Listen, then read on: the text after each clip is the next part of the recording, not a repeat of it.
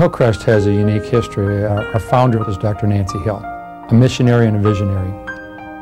She was an obstetrician who came to Dubuque in the middle 1800s after having been a nurse in the Civil War and graduating from the University of Michigan Medical School. She set up obstetrics practice here in Dubuque. She discovered there was a need for services for unwed mothers.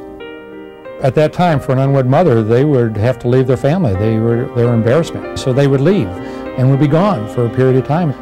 They'd come to Dubuque.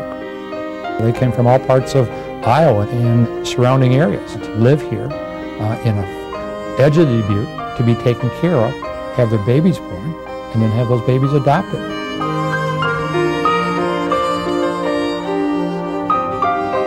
It's amazing, and you realize that Hillcrest was a safe haven for people in need. And for those young girls who had the unplanned pregnancy, it was a place that was reaching out to them with love, with a faith-based approach. And they knew that their child could be served. Through a succession of many, many dedicated women, especially over the years, they continue to provide services to unwed mothers, to children in need, to the point where we have over 20 programs now and are reaching over 12,000 people each year. Jeff, hey, time to get up, man. Did you hear me? Mm-hmm. Okay. Rise and shine, my friend.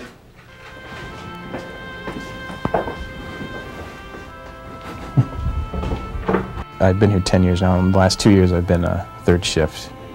I like the fact that it's me waking them up in the morning, just get them off to school in a good mood. We have a lot of kids that have parental rights that have been severed. We get a lot of stories from our kids. I ask them what their parents were like. Dad was at the bar and Mom was, at home crying most of the time. So they really didn't have a lot of contact with their parents, and that leads to them running the streets in the neighborhood or doing whatever it is that gets them in trouble. We're an alternative to them going to jail. Most of the time they're way too young to go to jail. We got a lot of abuse issues, whether it's physical, sexual abuse, neglect, just ignoring them, putting them in front of the TV or the video games and just not paying attention to them.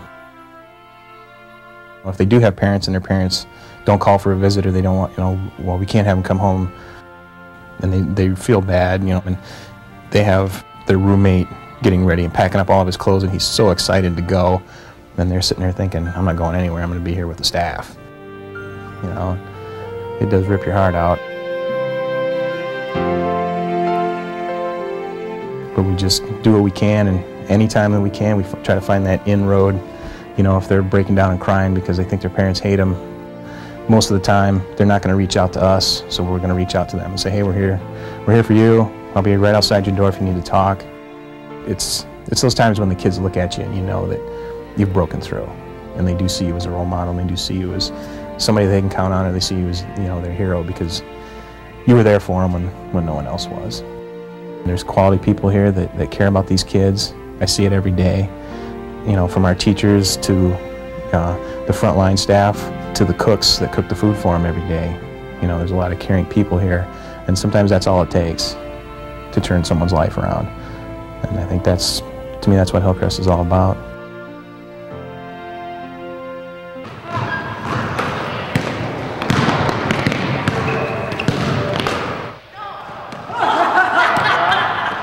The 5th of this month, I'll be here 11 months. My mom never took care of us. She did drugs, and she never cooked for us or anything. This girl, she saw us on the streets, eating garbage out of garbage cans and everything. And so she told the people and social workers and stuff, so they took us out of the home. I had 2 sisters and 1 brother. We're all split up into different homes. It was really hard for me and my siblings. I used to be really physically aggressive, and I just used to cut on myself. God has helped me by the staff at Hillcrest because they were always there for me. They listen to what I have to say. I'm not really verbally aggressive anymore. I don't cut on myself anymore. They're helping me a lot.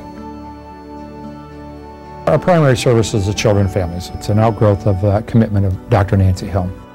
Another service area that is very important to us is services to persons with chronic mental illness, people that are having difficulty coping on a daily basis.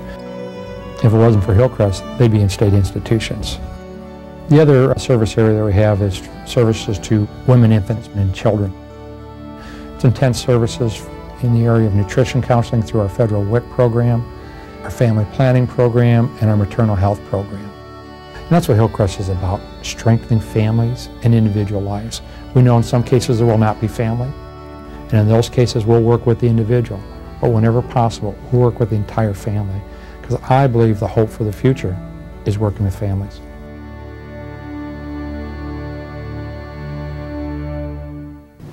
So like during this time period, it was like 64 million years ago.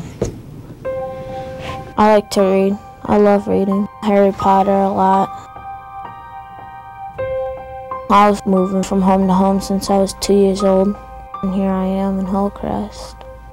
Because I have nowhere else to go, and I don't want to end up moving from family to family again. Well, I have a behavior disorder because when I was younger, my dad abused me. Staff do all the kind of help us. They care for us. They're not there just for the money. They're there to help us and help us get through our hard times. We do impact lives, and I worry about what the future will bring for kids, for women with unplanned pregnancies, for adults with mental illness if there's not Hillcrest there. We need people's support to help us in that. The work of Hillcrest has been special for 100 years. And we've partnered with people over that entire period, whether they've been the Methodist or Presbyterian or whatever group. And over the years, we've been true to that covenant that we've had with each of those groups that have supported us, that we will do the best job we can. We'll do that in the name of the Lord, and we will help change lives. But I think what we do best is we teach them skills. We instill in them hope. And we instill in them that someone loves them. I think people, if they looked in the eyes of the people we served, they'll realize that they need their support and that we will help them in helping others, and we'll help people today and give them hope for tomorrow.